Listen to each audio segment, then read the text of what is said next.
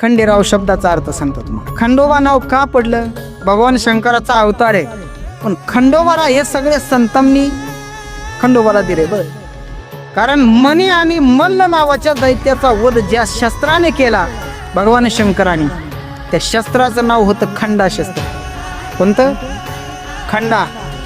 आणि मग सगळे संत म्हटले, देवा आमका त्रास तू नाहीसा केला, मग ज्या शस्त्राने तू त्या मणी मल्लाला मारले त्यावरून आम्ही तुम्हाला आजपासून खंडोबा म्हणणार. काय करतो देव?